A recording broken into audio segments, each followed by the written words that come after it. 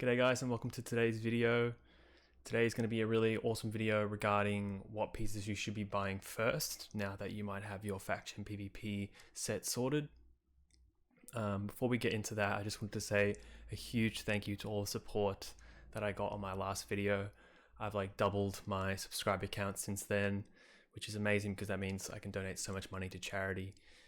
I think I've gained well over 65 subscribers since that last video went out last week, which is amazing because that means, over 60, close to $70 straight to charity. And if you didn't know, and if you didn't watch my last video, I do $1 to charity for every new subscriber I get, and a further $1 for every new follower I get on my Twitch. So be sure to support the channel, and let's get straight into the video. So off the back of last week's video, we were discussing the faction PvP gear. We were discussing how to gear out your character for Season 2 if you didn't really participate in Season 1. So off the back of that, I got lots of really great questions in the comment section. I got asked to build people sets that they can go into Season 2 with without feeling like they're at too much of a disadvantage. And the real key to that is a good set of the faction PvP gear and a nice mix of PvE gear and craftable gear. Now, I wanted to anticipate a lot of the questions that I'm sure people will have once they've done all that, which is, now that I've done 2 to 3 weeks of arena, now that I've got some points to spend, what piece do I buy first? Do I buy the Season 1 gear because it's half price? Or do I save my points for, twice as long and buy a Season 2 piece? Now, the easy way to think about it is, well, the Season 2 gear is better than the Season 1 gear, so I should just go for that. Bis lists the king. Everyone wants the best that they can possibly get. This game is very much about min-maxing and getting the best item that you can for your class. But I think that's a very linear way to think of it, and I think the answer is never as straightforward as that, and you need to take into consideration a lot of the variables. What kind of arena you're doing. Are you just doing 10 games of 2s? Are you doing lots of 5v5s for a lot of points? So we'll discuss what's the best option for you, and then we can sort of hypothesize and theorize what's the best way to go about it, depending on your unique situation and what you should be doing this season. So I was thinking about what's the best way to go about this and what's the easiest way for you guys to understand what route you should be taking when spending your first lots of points. I think the best way to go about that would be to be able to define what kind of PvP you are. Then we can tie what kind of PvP you are to what sort of decision you should be looking towards. Before I get into that, I thought it would be good to understand arena points a little bit better. For people going into Season 2 for their first time, they may not understand what is the best way to go about getting arena points, how arena points work, and the nuances of arena points and how the different brackets in arena work. This is a really handy website that I use to either determine what kind of points I will be getting for the week, how many weeks I need to save up for a piece based on what kind of current rating I'm at, and also if I want a certain amount of points, what rating I'll need to be at by the end of the week to achieve that kind of point gain. So you could put in your 2s rating. Let's say I'm at 1200 rating. I can be expecting 336 points. Similarly, if I do 1200 rating in 5v5, I get almost 110 points more. So you'll see the amount of points go up depending on the bracket. 5s being the most points, 3s being the second most, and 2s being the least amount of points that you could be gaining for playing 10 games. Similarly, for something like arena sets, you can say, well, I want to buy chest, and based on the rating that I've put in this first column, it'll tell me how many weeks it'll take me to get that piece of gear. So let's say I do 10 games of 2s every week, and I'm sitting roughly around 1200 rating. It's going to take me 6 weeks to get the Season 2 chest. While if I did 1500 in 5s, it'll take me 4 weeks.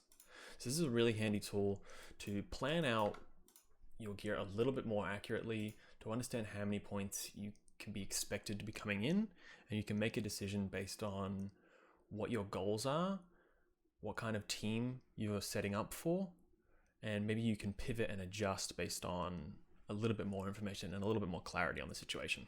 So the first sort of category that I devised was the casual PvPer, we'll call them. Or the person that does their 10 games of twos, they only have one other friend that they can rustle together to get games in, or maybe it changes every week. And they just grab someone from LFG and they say, hey, let's do 10 games of twos, and then they usually split up at the end of the week. Usually you would be expected to not get super high rated. If you're in faction PvP gear, obviously once you hit a certain rating, you'll start to come into people who have a nice mix of season 1 and season 2 gear. They've got a lot of really nice pieces, and the gear difference and the difference between player power will start to become increasingly noticeable, and you might find that it kind of feels like the only reason you're losing games is really just a gear difference. So really, you'll probably be hanging around 1200 to 1400 rating. Let's say you get 1300 rating. You're getting 367 points a week, and you think usually you'd buy chest, shoulders, or helm first. Shoulders obviously being out of reach because we're not going to hit 2k rating. So if we were buying the season 2 chest, it would take us 6 weeks just to get a piece of gear. Now, to put that into perspective, the season 1 was 12 weeks roughly. It was 20 weeks back in the day, but it was 12 weeks because obviously the phase got brought forward with the massive amount of content drought and the way that people are playing the game now. They pushed through content really fast, so Blizzard brought that forward. I would say we could probably safely assume all the seasons will be a little bit smaller. However, there's a lot of content this phase, so we may be expecting a similar timeline as we did in season 2 back in the day, which was roughly 24 weeks. So let's say it's going to take us 6 weeks to get a piece of gear at 1300 rating. 1300 rating is pretty achievable. Realistically, your first couple of weeks, you're not going to get to 1300 rating. Really, your first week, you might play 10 games and you'll probably get maybe 500 rating. I think that makes really you're only getting 260 points. Maybe the next week, you're at 800 rating. You're still only getting 280. So really, it's going to take you 7 to 8 weeks realistically to get a piece of gear, which is why I recommend people who are only doing 10 games of twos to really aim for the season 1 gear. I know it might feel kind of shit to be not going for the best gear because we've been trained to always seek out the best item, and that's the way we play these games these days. If it isn't the best, we don't want it, but believe you me, you will gear up so much faster. Let's say we did a 4-piece, right? Or let's say we didn't get gloves, because gloves would be the last thing you would get. Let's say we get 4 pieces of season 1 gear. That would normally take us 26 weeks of doing twos at, okay, so let's change it. 20 weeks at 1300 rating. We could get 4 out of 5 season 2. That's a really long time. In my eyes, that's a really long time. If that's something you want to do, go for it. But in my eyes, if you're taking PvP semi-seriously, why wait 20 weeks and just do 10 weeks? Realistically, we can halve the amount of points, right? So half the amount of points for season 1 gear. It take us 10 weeks to get 4 out of 5. The jump from faction PvP gear to season 1 gear is so much greater in player power than the gap is from season 1 to season 2. So don't double your time getting that huge bonus in player stats and player power just by going for the season 2 gear. You could do this, like I said, in 10 weeks with the season 1 gear, and then you have 10 plus weeks to improve a piece. Or what I would consider is, are you a class that would like a season 2 weapon? I know for rogues, the offhand, the Merciless Gladiator Slicer, or Quickblade, sorry, is really good. It's BIS. So maybe you'd like to get 4 out of 5 first, and then you can say, well, I need 550 points at the end of the season in order to buy the weapon. So bank your 550 points, and then for those remaining weeks of the season, you can then say, well, look, realistically, there's 6 weeks left. 6 times 350 is X amount of points. That's gonna only get me 1 piece of season 2 gear. How about I bank all my points?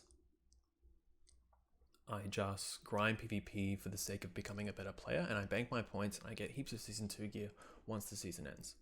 you need to be thinking about this a little bit more strategically than just pulling your points and buying the best gear. I think you'd get a much better advantage by getting 4 out of 5, getting the better set bonus, and the player power difference, hitting that peak much quicker.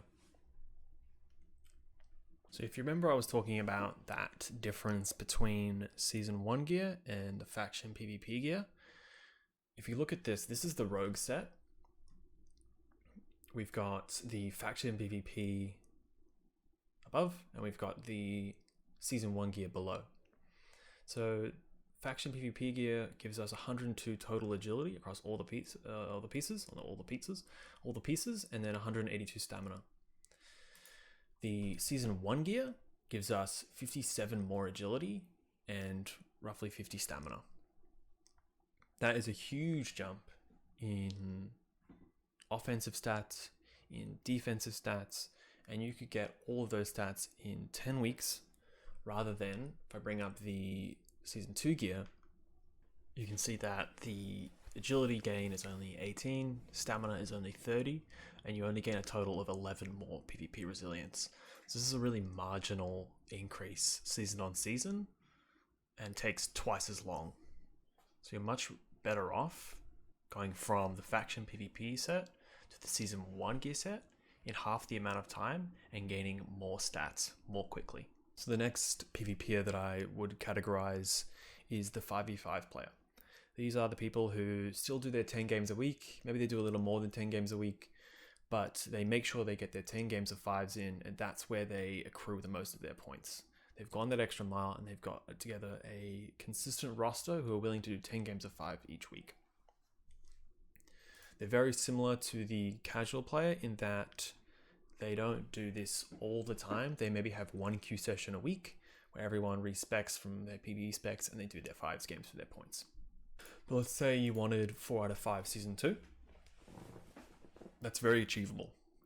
11 weeks of consistent queuing at 1500 rating. Very much doable. Realistically, you won't be 1500 from week 1. If you're only doing 10 games, again, let's say you get 50 to 70 points at a win, anything below like 1000 rating, right? So let's say you get 800 rating in the first week, there's only 300 points. Try and make a point of your first queue session being a really long one, maybe do 20 games, 25 games. But I think if you can queue consistently at 1500 rating in 5s for a long time, then you should be doing the Season 2 gear. It's only 11 weeks. In terms of the season, I know this season was only 12 weeks roughly. That's a respectable amount. Let's say let's just do one piece, right? A piece every 4 weeks, that's doable. That's okay. A piece every 6 to 8 weeks is not okay. So let's say you're not even going to get shoulders, right? Let's think these are going to be your first 3 pieces, 10 weeks, and then you just miss out on having gloves, probably all in 1 week, and in another week you can get a whole nother piece. So I think that's fine. If you can queue consistently, you've got guildies who are really interested and they actually care about getting their points in. What the difficulty is with 5s is continuing week after week, queue session after queue session, getting people online. I think if that can be done, it's fine to do this. You then would get your 4 out of 5, and then you should and try to keep queuing and pulling your points to the end of the season. So you can buy a main piece, you can buy an offhand, maybe you want and shoulders as well. The last PvP that I'll categorize in this video is the people who managed to pull a little bit of points at the end of the season and they got some of that Season 1 gear. Maybe they bought shoulders and they bought helm. And the rest they decked out in faction PvP gear and so on and so forth. What should they be doing? I think that'll depend. Again, so many of these things depend on what your PvP plans are. If you're just doing 2s, maybe look at upgrading the rest of the pieces that you didn't upgrade already with Season 1 gear. But I'd say if you're doing 5s, definitely upgrade your season 1 pieces that you already have last. So if you have shoulders and helm, look at getting chest first, legs second, and then gloves last.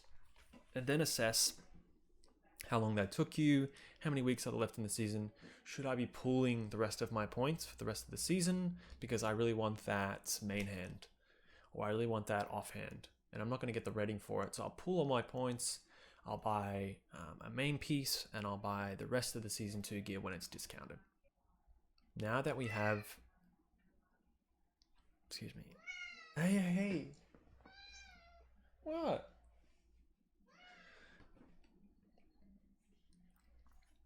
Now that we have a bit of a precedent with what happened with season 1, we now know that gear goes half price at the end of the season. We know that honor doesn't reset between seasons. We can start thinking about pooling our points as a strategy for the back half of the season. I would say there's no point in buying one piece in the last 6 weeks of your queuing when in 7 weeks you can buy 2 pieces if you just waited for them to go to half price. We know that information now. We know how Blizzard ends the seasons. We know what they do with the points and what they do with arena points once the season ends. So think about that when you're buying your gear in the back half of the season.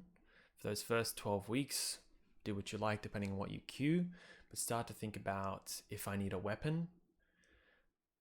We know the rating requirements remove at the end of the season, so we can think about pooling points in the back of the half of the season. I know I say pooling points all the time. It's a really effective strategy, and it's something that I did towards the end of the season, and I would recommend everyone starts to think about that because PvP gear definitely has a place in PvE, and for people who are getting into this for the first time, think about what is really good for your class that you can get from arena. Weapons are particularly strong for ferals, for warriors, for enhance, for rogues. So definitely keep that in mind. Excuse Chi-Chi, she's being so loud. But I hope this video was super helpful. Again, thank you so much for the support I got in the last video. If you've lasted this long in the video,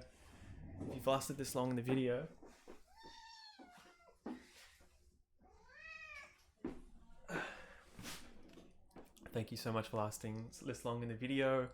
If you have any questions about what you should be doing based on what you queue, what you play, what pieces you should be going for first, chuck them down in the comment section. I will always reply to everyone. I make a point of replying to everyone, so don't feel like your question is too silly, it's too simple.